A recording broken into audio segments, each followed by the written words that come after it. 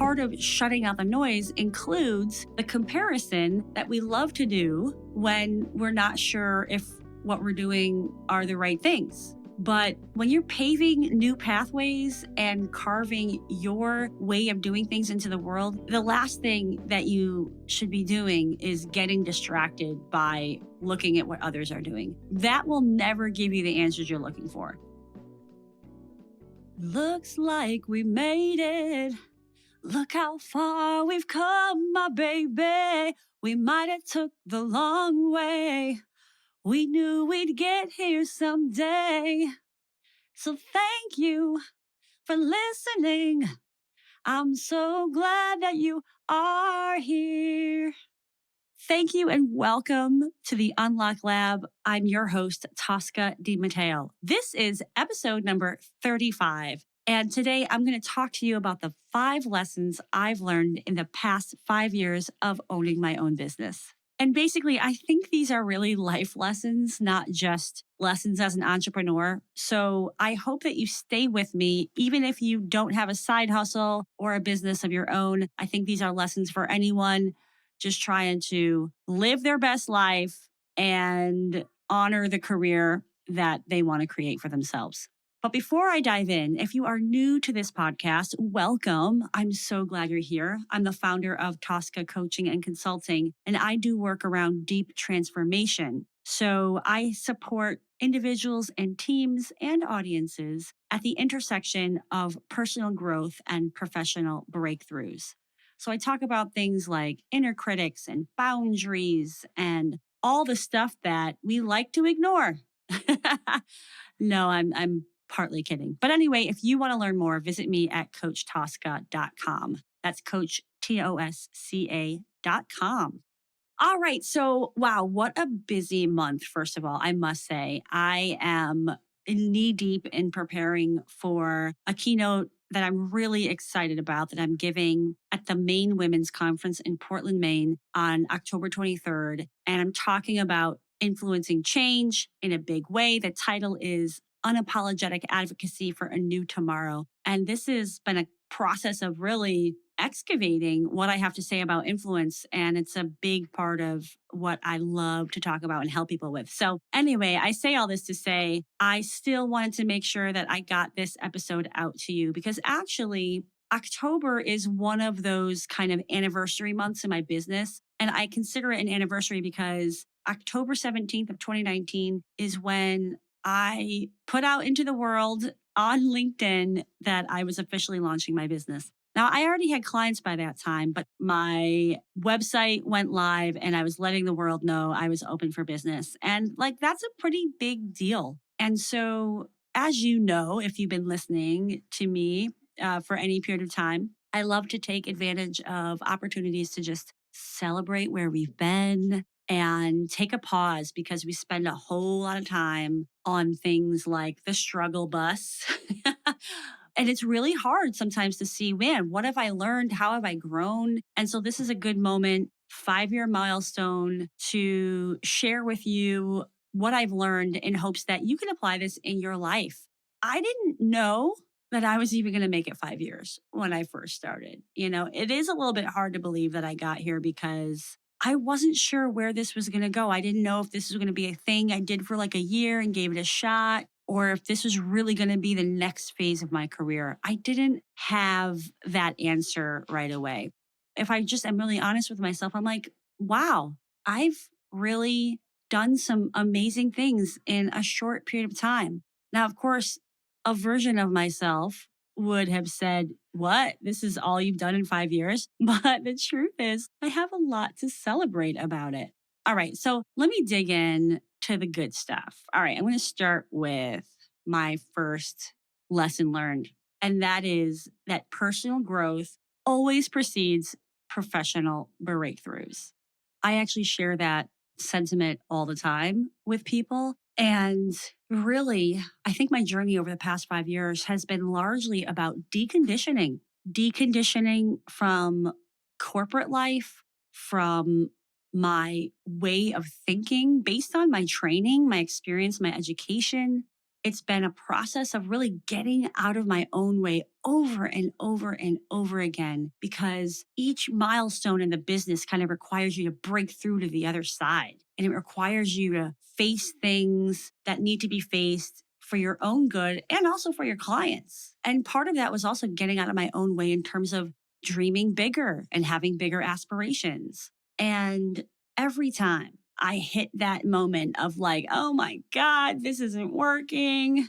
Like, oh my gosh, why am I doing this? Why did I give up the corporate money? All the things, right? Like every time I hit those walls and those inner critics got really loud, I had to really face it. And every single time I faced it, on the other side of that breakdown was the breakthrough. And that is literally like how I could look at the milestones of my business. Oh, right. That's when I figured that out. Oh, right. That's when I got out of that comfort zone. It's really about honoring where my growth edges have been because where the growth is, that's where the exponential growth happens. But we can often leave things when we think that they're not working, but actually we are just right at that edge, right at that edge. And every time, it's funny, like my friends, my close friends and confidants, they'll be like, oh my gosh, here we go again. Every time you do this to yourself, something miraculous happens on the other side. And and it's true. When we face the things in our path, rather than go around them, that's where the payout is. And I don't necessarily even mean payout in terms of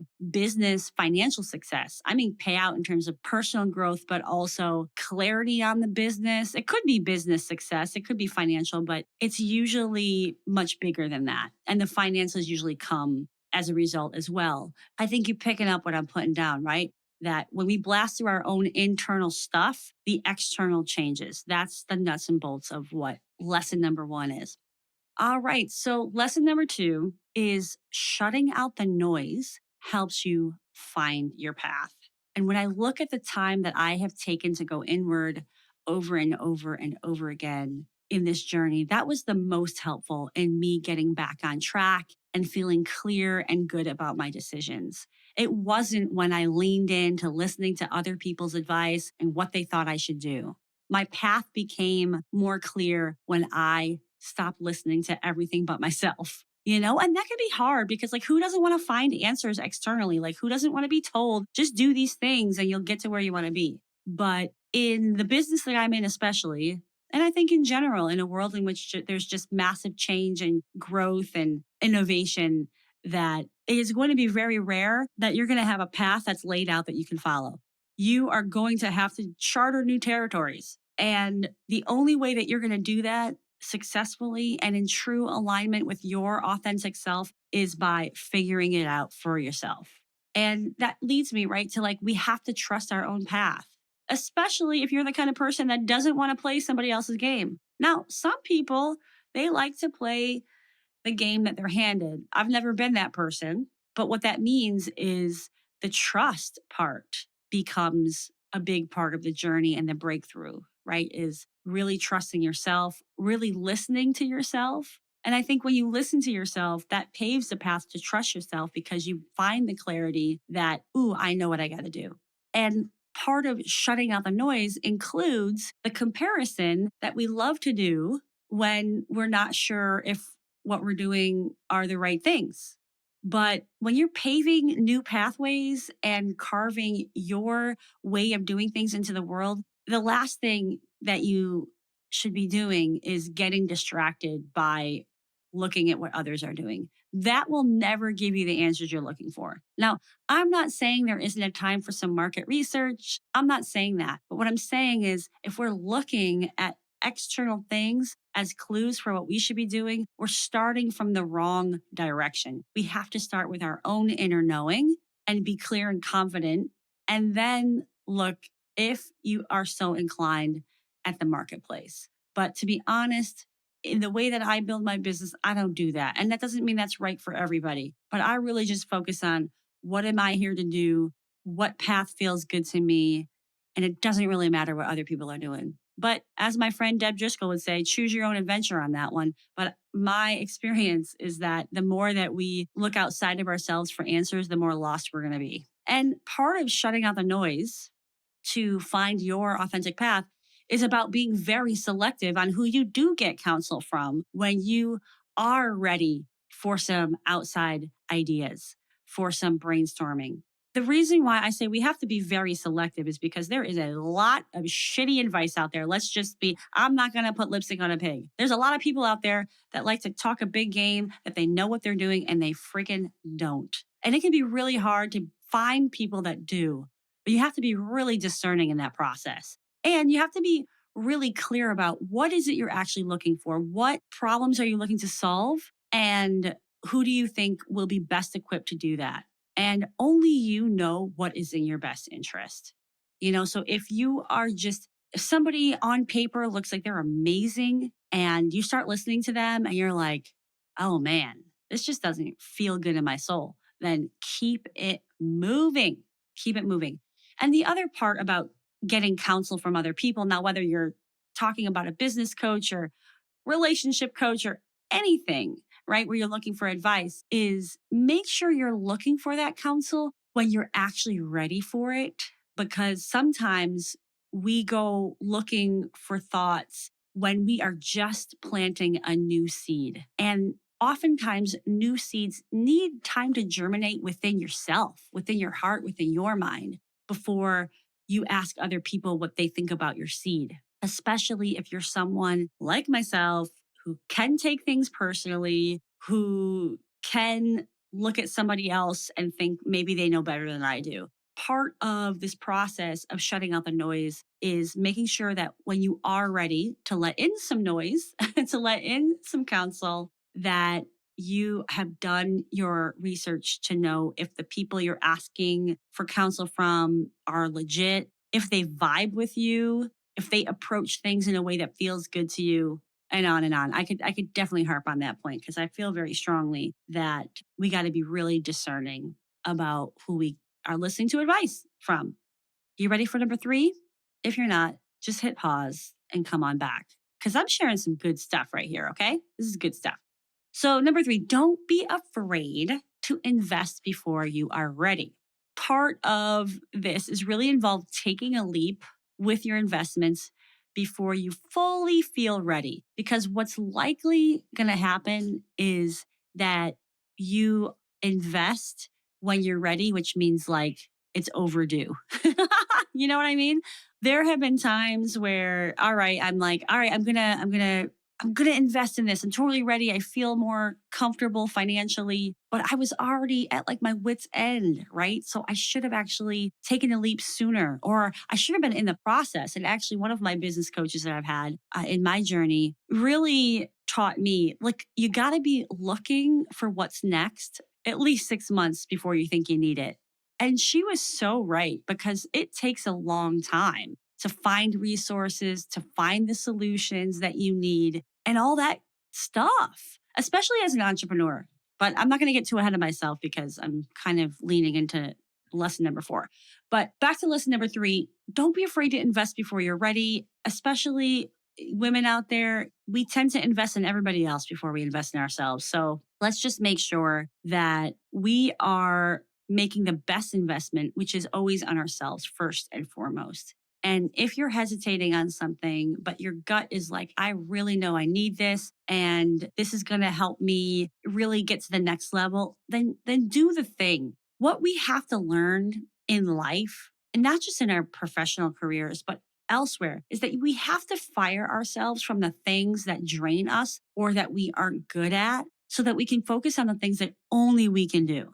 So if that means, you know what? You really don't like raking your yard. Heck, we're in October, right? Like if you don't like raking your yard, what do you do? Or if it hurts your back and you're going to like be on, flat on your bed for 2 days afterwards, you hire somebody because you're just like, I shouldn't be doing that. You pick up what I'm putting down, right? And for me, in my example, right, like my experience, my background was in marketing, right? So I could be a marketer on my business 100% of the time. But I really had to fire myself from some of those activities because what I was offering, the wisdom and the knowledge and the services I was offering was not that anymore. It was something entirely different. So I had to fire myself from some activities that I could easily do. And maybe I used to enjoy doing, but they actually drained me. So take it for what it is. Fire yourself from the things that are draining you or that you aren't good at so that you can focus on your superpowers and you will be way more of service that way. And the other thing I'll say about this piece, which is investing in your business before you're ready, investing in yourself before you're ready. And that might mean continuing education, taking some classes, whatever, is that it's okay to be discerning. It's okay to be very selective. And even if there's somebody that like they're really just loving on you and they're going to give you a great price and all the things, but it's okay to honor what actually feels good in your body. And it's okay to heed the warning signs that maybe that relationship or that offering isn't really going to be the thing. And you don't have to necessarily know, but just trust yourself. I can't tell you how many times I've had like oh, I don't know about this. And at the end of the day, I was right, even though I pulled the trigger, which brings me to the next point, which is like, it's okay to make mistakes. It's okay. You're going to waste some of your spend. And I think this is another way that we can be perfectionists. This is another way we can be hard on ourselves, which is like tell ourselves, well, we can't make any missteps. Trust in the process of building your own business, in the process of life in general, right? We're going to learn forward. We're going to figure out we made some decisions that maybe didn't really work out. And just expect that. I think that'll make the journey a whole lot easier for you. Okay, number 4. Look at me. I'm really getting on my soapbox today. All right, number 4 is you got to let go of your timelines. You got to let go of control because nobody knows how long it's going to take you to build your business, especially if you're building a business that's of service. Like I had some really unrealistic expectations about how quickly I was going to build this business. Boy, I couldn't have been more wrong, you know? And the minute that I could just let go of that and hand it over to something greater than myself, that's been life changing. And I've had to do that over and over again because I've had to come back to the inner critics telling me things like, oh, you should be here by now. You should be there by now. And I have to come back and say, you know what? I'm doing the best I can. And I'm not in control of the timeline. And this, again, this kind of reduces the stress and being hard on yourself. Then you can really focus on enjoying the journey of whatever that thing is that you're doing, the side hustle, the hobby, pick your adventure here. But the timeline is not our own in life, period. Right. And then, gosh, this goes with anything. You deciding you want to have a kid, you deciding you want to move, you finding the house of your dreams. Like, right. We can't stick a date on there and have that be goals. We have to be flexible. And part of letting go of your timelines kind of speaks to the point I was making earlier, which is like it does take time to find the right support as an entrepreneur when your budgets aren't what you want them to be. And when everybody and their brother is freelancing and gigging these days. So if you think something should take you, for example, 3 weeks, like triple that because that's probably more the truth of it. But I think, especially when we come from environments like corporate, that we can have really, really high expectations about how quickly things can get done. And that's just not the case when you're an entrepreneur, unless you have oodles and oodles of money. Maybe that would help you. But even then, good support is hard to find. All right. Number 5. Support and advocacy are life giving. And maybe this is like the most important one. I really couldn't have gotten here today without my husband's support, my friends' support, all my allies and just advocates, everyone who's ever hit a like on a post, anyone who's listened to this podcast.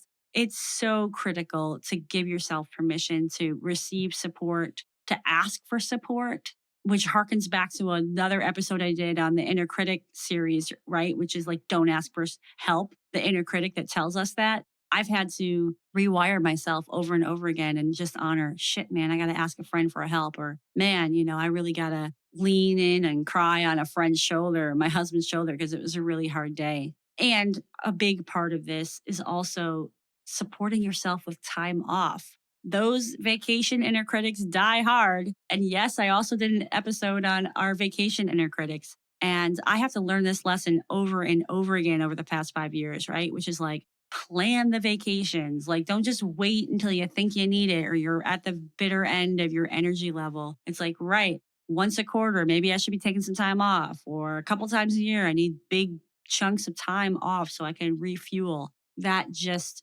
propels me to be sustainable in the work that I do and be creative and put content out that actually matters, you know? So sometimes we can block our own blessings. And I've learned in these 5 years that, again, support, having support, asking for support, receiving support, even when there's a little bit of resistance, changes everything. It changes everything. And the same goes, again, if you're an entrepreneur or not.